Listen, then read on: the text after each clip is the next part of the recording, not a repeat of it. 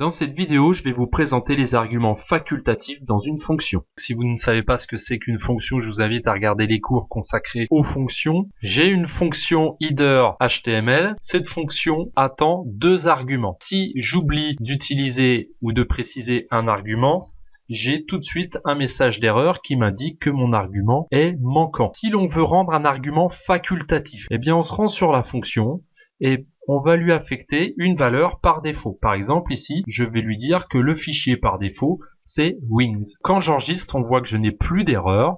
Et si je reviens ici, on voit que j'ai rien mis. Par contre, rien ne m'empêche de mettre autre chose. Par exemple, ici, je pourrais mettre style pour dire que je veux lier un fichier style.css. D'ailleurs, je perds le style puisque du coup, si je vais voir le code source, le navigateur attend le fichier qui s'appelle style.css. Je vais faire en sorte que ça fonctionne, donc je vais rien préciser et je vais lui indiquer que je veux bien wings, c'est-à-dire la valeur par défaut pour le deuxième argument.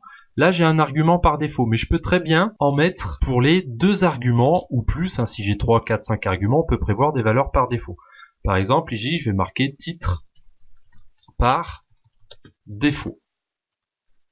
Lorsque j'actualise, on voit qu'il ne se passe rien puisque moi, dans mon fichier index, j'ai spécifié une valeur.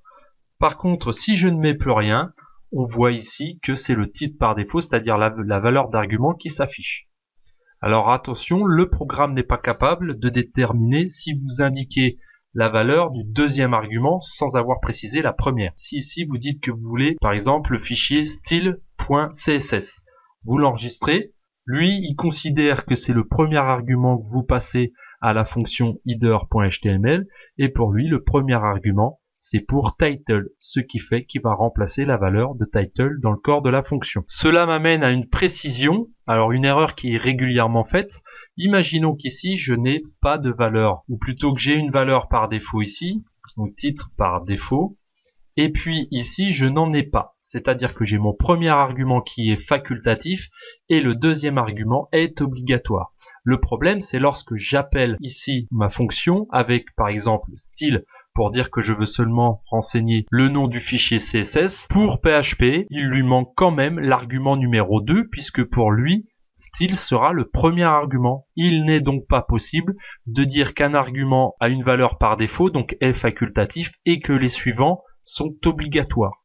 Donc soit vous les mettez tous obligatoires, soit seul le dernier peut être facultatif. Je vais restaurer la valeur par défaut que j'avais définie tout à l'heure, c'est-à-dire wings, et puis dans mon index, je vais du coup ne plus préciser d'argument. Donc ça peut permettre de gagner du temps en spécifiant des valeurs par défaut, sans pour autant s'enfermer dans une contrainte qui nous interdirait de changer soit le titre, soit le fichier CSS par exemple. Alors on peut faire la même chose pour le footer HTML. C'est-à-dire que je vais voir la fonction footer et ici je vais indiquer un auteur par défaut. Par exemple Emmanuel.